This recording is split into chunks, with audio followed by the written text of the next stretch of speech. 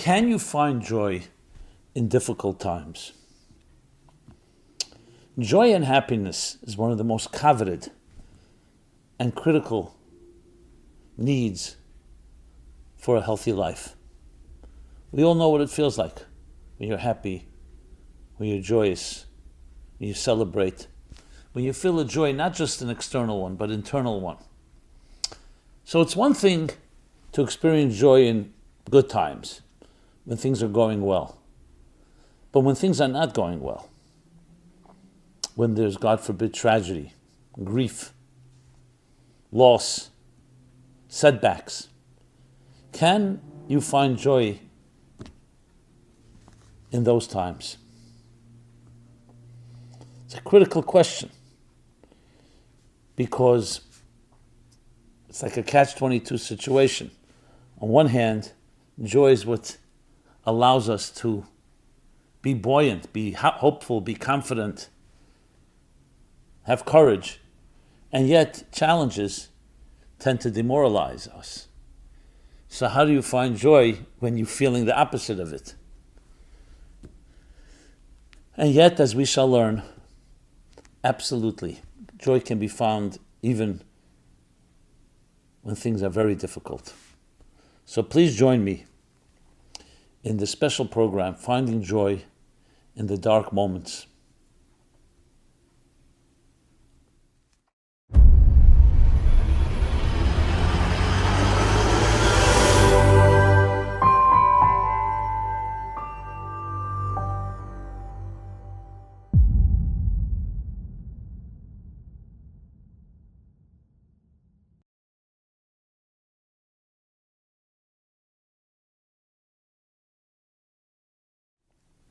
Hi, this is Simon Jacobson, and we will be speaking about finding joy in the dark moments. This program is dedicated by David Chesney in memory of Liba Chaya Bas David. Happiness, joy, and its other synonyms are critical to a healthy life. Just look at how we thrive and look at how we behave when we have joy in our lives. It gives us confidence. You feel you can take on anything that comes your way. You just feel an inner calm and serenity. When I say joy, there's celebrated joy, where you celebrate marriage or another special day of your family or of friends. But joy is also sometimes not as pronounced. It can also be something more internal. You just feel happy. You feel like you belong. We also all know the opposite of that, which is sadness. When there's loss, when there's grief, when there's death, God forbid, setbacks. And we feel down. We don't feel happy. We don't feel joyous. So it's one thing when things are going well to be happy. Doesn't seem like a major achievement. But the big question is, can you find joy in the dark moments, in difficult times? So one could argue, no, the answer is no. Joy is like many things in life. It comes and goes. The cycles of life. There are times where, like it says in the book of Ecclesiastes, there's a time to sing and a time to cry.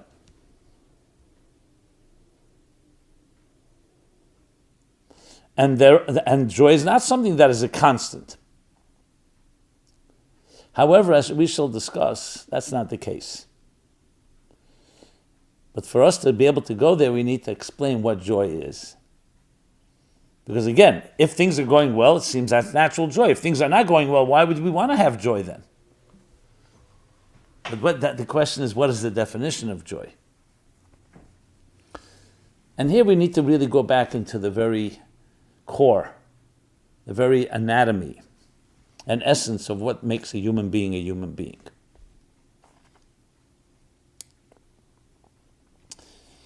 Because is joy just a random, circumstantial thing, or can you actually generate joy in your life? In other words, is joy just a result of good things happening, or is joy something you can generate? One of the great masters said, Someone said, if everything was going well, I'd be happy. He said, if you were happy, everything would be going well, which suggests that you could do something about it. But then, of course, the obvious question is, what do you mean I can do something about it?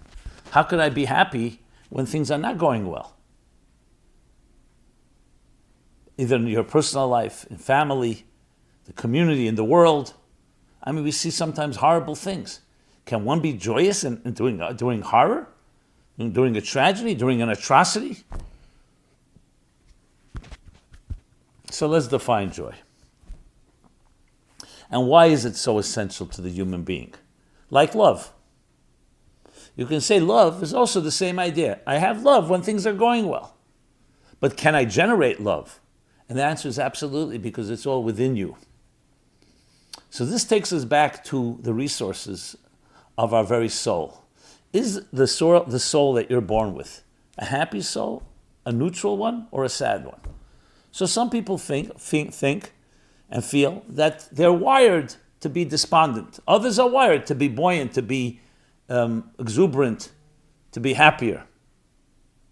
So it's true that we have different DNA and genetics and hereditary factors, as well as our upbringing and our environment, our families and our education contributes greatly to how we react to things.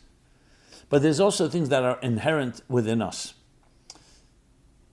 So joy, to translate in different terms, is really an outgrowth of a sense of belonging, of a sense of purpose. When you know that you're needed for something, that brings a certain measure of not just calm and serenity, but also a measure of inner joy. When you're experiencing dissonance and you feel lost, just think of you're traveling somewhere, you don't know where you are, you feel you're lost. There's a certain disorientation, disconcerting feelings, disconnection, dissonance, which makes you disturbed, confused, and definitely not joyous. So joy is actually the sense of a soul connected to what it's supposed to be doing. And when it's not supposed to be doing, there'll be a lack of that, and we'll try to find that joy elsewhere. And that's where we confuse it with the frivolous joy of instant gratification. Oh, I'm down? Let me take something, a medication. Let me do a certain act. Let me distract myself. Let me escape. So what you're really doing is filling your brain with the gushing dopamine or other chemicals that make you feel happy. So those science has contributed greatly to our understanding of human physiology and human chemistry and human personality and psychology. But where science sometimes falls short is it says it's basically just a chemical in your brain, the joy chemical. So take that chemical, find the supplement. But that's not correct. It's the opposite. Why is that chemical generated in your brain? Because there's a certain sense of inner belonging. It's not that the chemical creates the belonging, it's the belonging that creates the chemical. It's like someone would say, if tears come out of my eyes, is it the tears that are making me feel sad? Or tears of joy for that matter? No, it's because you feel sadness within. So it expresses itself in physical tears for whatever reason. Just like a happy person expresses itself in a certain contortion that's called a smile. So it's who we are that defines our feelings. Yes, who we are then generates and stimulates different chemicals and different enzymes or different, which in turn create different reactions. So when a person feels that sense of belonging, then that carries them no matter what's going on in their lives, whether it's a good event or a negative event. I'll just use examples I'll use an example from sports and an example from the military. You find the same idea. You'll see great athletes will always have times when all athletes, I should say, will have times when they get into a funk, lose confidence, they're injured, something gets into their head, there's a loss. Certain opponents know how to manipulate them, or they're forever, whether it's imagined or real. What happened with their talent? The talent didn't change. They didn't become, but they don't believe in themselves as much. A good coach will help someone get through that. When an athlete is under tremendous pressure, think of it, the fifth set of a final championship tennis match. And the athlete, that great athlete, is down. In his mind, he's saying, you know what, I may not win this one. What does he do?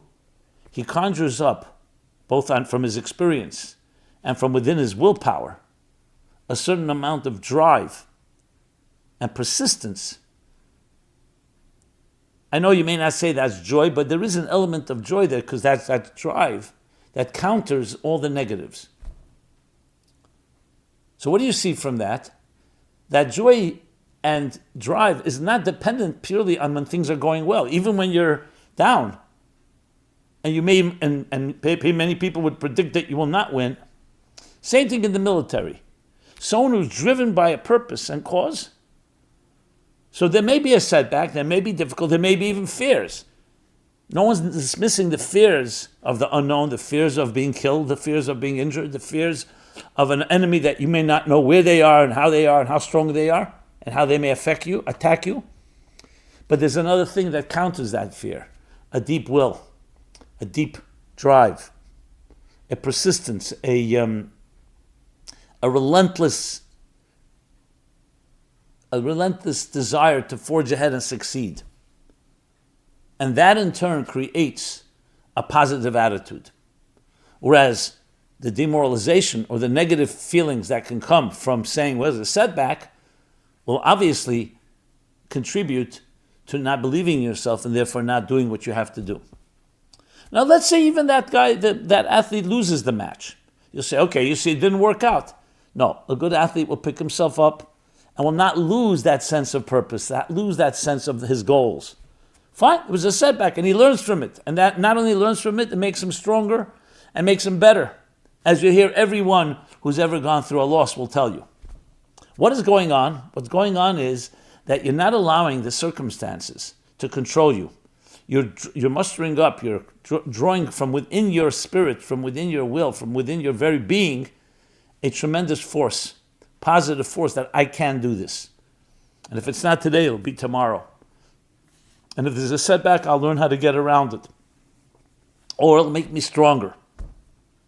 This is all what we understand the soul is about. So the soul comes into this world with a natural reservoir of confidence and joy and happiness, which is all part of a sense of seamless belonging, a seamless connection. You see, when children feel very comfortable, they're nurtured. They go into their beds, they feel protected. There's just a natural joy that comes out of it. Now you'll say, 1 second, the child may have a tantrum, may cry. Those are temporary things. But overall, the child's a happy child. Take that away from a child. Take away that security. Take away that nurturing. Unfortunately, hurt the child, God forbid, any form of abuse and violation, ultimately, especially if it's ongoing, will undermine this child from accessing the natural joy that's already there. So when people say, I feel sad, I don't think I have happiness in my life, I'm just not destined to be happy, I would suggest what has happened is that things that happen in your life that have made you feel that way, but it's not the truth. It's the truth of your immediate feeling right now, but you have deeper resources. And that's the mission, is to find those resources and dig deeper into it. That's why you'll find the idea, the concept in the Bible and in mysticism, it tells us, be joyful. It's a commandment. You could say, how could you regulate joy? You could say, even if you're not joyful, do so-and-so. Be nice to someone, even if you're not in the mood. Give them charity. But how could I regulate a mood? I just don't feel that way. Because what we're being told is that you have it in you. We're not telling you to do something that's forced or something that you need to impose that you don't own. It's who you are. It's your natural state. So essentially, the spirituality and the spiritual consciousness of the soul is a natural fish in water. It's always where it belongs. The problem is when we come into this material world, the hostile world of materialism, of ego, of control, of power, all these forces, what they do is they battle and they create a tension that challenges our natural, so to speak, fish in water type of experience. And that's when we feel dissonance. That's when we feel we're disconnected, which naturally is going to lead to some form of disorientation, some form of despondence, which can lead to sadness and lead to everything that's opposite of happiness and joy. So the solution is to access the soul yet again. Not just to say when good things will happen, I'll suddenly become happy. No, you make things happen by being happy. And how do you become happy? You look at your purpose in life. And your purpose includes even the darker moments. To recognize that life is like a wheel that turns. There are times you're at the bottom, but it will continue to turn. And then it will go up, and then know that it will come down again. But you are riding and navigating those ebbs and flows, those vicissitudes, those ups and downs. It's the navigation that gives you the confidence, the navigation that gives you the ability to be joyous and happy. So that's why in this month, the Hebrew month of Adar, which is called the month of joy, when Adar enters, increase in joy, you could say, how could I increase in joy? I'm just not in a joyous mood. There's a war going on in Israel, Gaza, a war going on in Ukraine. There's crime here, violence there. You start watching the news. So you're allowing all these events to control you. Yes, these events are not positive ones. But you have within you an element of strength that you need to muster up and need to collect and need to access. Because that strength will give you the ability to ride through the storm, to navigate through it. That doesn't take away from the sadness of the events and that we can cry for it. So even while you're crying, you can be joyous. How's that possible? Because we're not talking about the experience of the crying or the joy. We're talking about the feeling, that state of being. Okay, now's the time where it's a sad moment. I need to recognize, I need to honor it. Honoring something that requires sadness or requires grieving or requires mourning or comforting is also part of the purpose. It's also part of the navigation. That's how we heal. Of course, we would prefer it always being pleasant and bright, but even darkness is part of the day. There's night and there's day. There's day and there's night. The sun sets. That's also part of life. And you have to learn to navigate, not just to hope to say, when will the night end and the day begins? No, we're told right in the beginning of creation, the book of Genesis. And there was night and there was day. As a matter of fact, night before day. So we need to know at the outset there will be times when the sun shines, the times when the sun sets. And they're both part of the process. And that's what the book of Ecclesiastes is saying. There's a time to cry and a time to celebrate. It's all part of a process. It's not just two separate compartmentalized experiences. It's one journey. And navigating that journey and riding those waves is the key. So to sum up in our personal lives, it means accessing your soul. Everything else will just be a short-term Band-Aid. Whether it's medication, whether it's drugs, whether it's sexuality, whether it's instant gratification, that'd be a sugar high that won't last long and you'll need more of it. In other words, to turn to materialism, I'll make more money, I'll have more power, I'll buy another outfit, or I'll do something else that makes me feel good for the moment, or makes others compliment me. That's a short-term solution. That's not a solution. Because you're not really accessing the reservoirs of joy that are flowing within you. What you're doing is you're putting a Band-Aid on to just like a salve. That will just comfort you for the moment, make you feel for the moment a little better. What you want is to become more spiritual. And how do you become more spiritual? So I often talk about immersing your soul in a spiritual spa.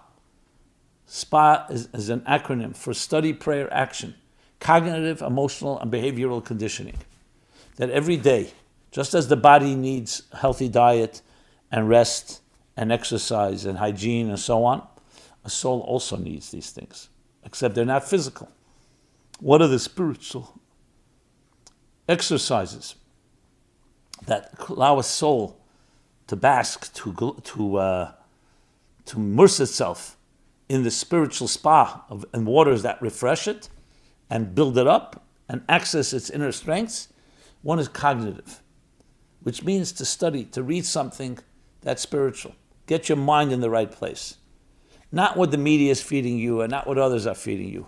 Find a good book, find a good video, something that stimulates your mind and lifts you up, takes you on a journey to a more transcendent place.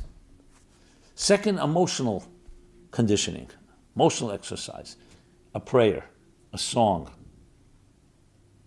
a feeling, something that gets your emotions in a transcendent place, as opposed to being driven by the immediate here and now, the demands and expectations, or whatever you're being inundated with.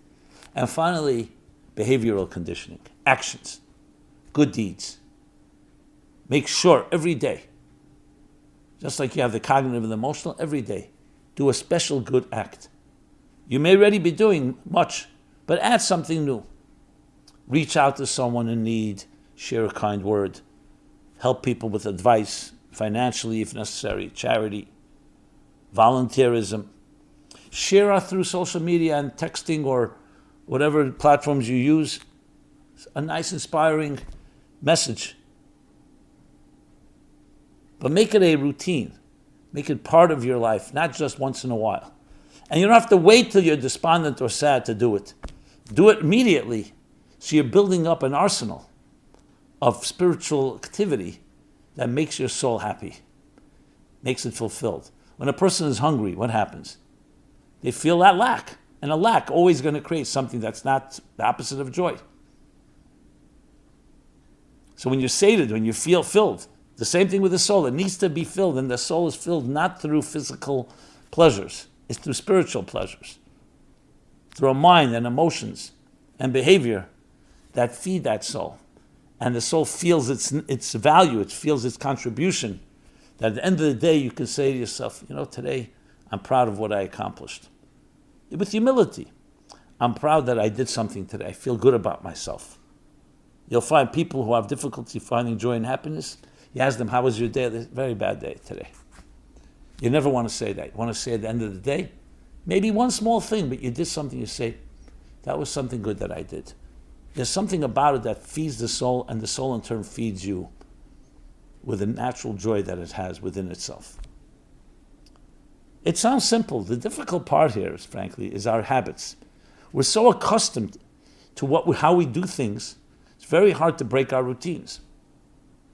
That's why it's critical to start immediately and implement. It doesn't have to be big. It could be 5 minutes of the cognitive, 5 minutes of the emotional, and 5 minutes of the behavioral conditioning.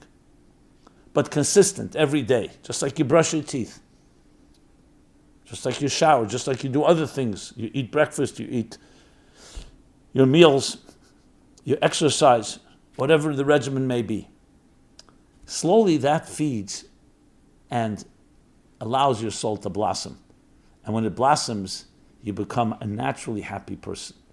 And again, happiness does not always mean you're dancing in the streets. Happiness is just an inner sense of contentment and an inner sense of belonging, while you also have a drive to continue to grow from strength to strength. This has been Simon Jacobson. I hope my words bring a little joy to you, but most importantly, I hope it empowers you to find the joy within yourself. So check us out at meaningfullife.com. This is our mission, is to help you access your soul, understand and appreciate the indispensable mission that you were charged with as coming into this world, and doing it all with a joy and a happiness which transcends and permeates all our experiences, even some of the darker moments. So we can actually illuminate that darkness and even furthermore, use the darkness as a springboard, a catalyst to reach even greater states of joy and greater states of transcendence. So meaningfullife.com is our website. We have a calendar and a full array of resources. Check it out. Please subscribe to our growing YouTube channel. Subscribe to our offerings, our weekly offerings, all free. And please share And I'd love to hear your thoughts, your feedback, your questions, your suggestions. Thank you so much. Again, Simon Jacobson here. Be blessed and have a joyous day and a joyous life. This program is brought to you by the Meaningful Life Center. Please help us continue our programs. Make even a small contribution at meaningfullife.com/donate.